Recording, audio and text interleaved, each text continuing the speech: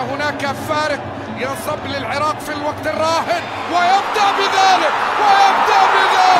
ومن غيره إنه أيمن حسين، هذا اللاعب الذي ولد في منطقة الجزاء البطولة الماضية منع من تنفيذ جزائية، قيل أنه انطلق من تلك فقدم ذاته بالراس وأصبح يضرب ولا يبالي.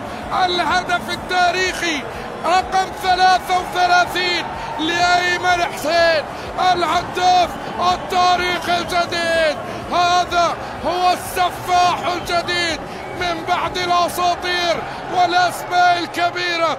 احفظوا هذا اللاعب أيمن حسين. الله على الارتقاء، عينك على الارتقاء اللي يخلي ابراهيم لطف الله يقولها في جوله حيث تمكن باصطيادها في البداية ثم سجلها في النهاية.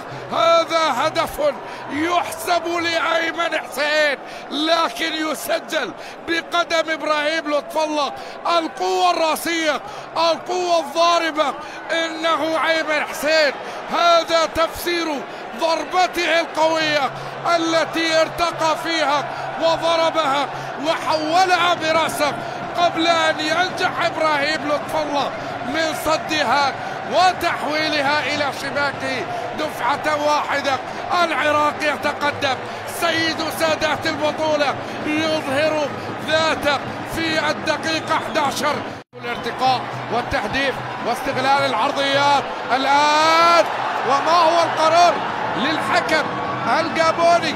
يأمر بالاستمرار، تسديده وهو الله، لكن راية رفعت على مهند علي. الجابوني بيير اتشو ذو 30 عام كان قد أشار بوجود حالة تسلل، يقول له فيها فار، يقول له لو فيها فار حيستدعين. هذه بداية، وهنا الانطلاقة في البداية من نفس اللاعب. تقدم أحمد يحيى، وقع على أرضية الملعب أحمد يحيى، أبعدت هذه الكرة لتصل بعد ذلك للتسديد. هذه مراجعة لحالة بين أحمد يحيى والظهير الأيمن إيمانويل، لكن أمر باستمرار اللعب. هل كان مهند في المصيدة؟ هدف سليم، هدف أعتقد أنه سيتم احتسابه لمصلحة العراق. مهند علي لم يكن متسللا أم كان متسللا؟ أعاد، هدف سليم، مهند علي يسجل الثاني للعراق. أسود الرافدين قد خرجوا في هذا المساء من أجل أكل الحلوى. هكذا يأتي المشهد البحريني بهذه الصورة في 25 دقيقة فقط. الهجوم الفتاك، أيمن حسين أولا، مهند علي ثانيا، يسجل هدفين في شباك البحرين. هذه الأولى أمر بالاستمرار ثم سددت. أبدا ما كان مهند في مصيد تسلل ليحتفل القميص رقم 10 بثاني أهداف العراق، ويحتفل بهدفه الشخصي رقم 27 مع العراق. إنه مهند علي يظهر بهذه الصورة ويسجل في شباك عمر سالم.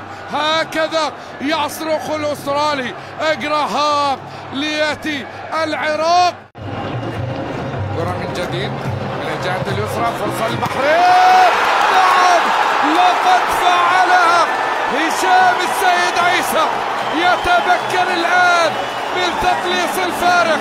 اقتنصوا ما كان يعتقد أنهم قد استسلموا وصعب الوصول. لم يكن صعب المنال على هشام السيد.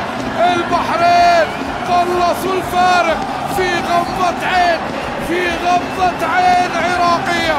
يتمكن هشام السيد عيسى بهذه الصورة والطريقة. لقد وصل في الوقت المناسب تبديل بدر عقال ضاف المهاجم إلى المهاجم الثاني.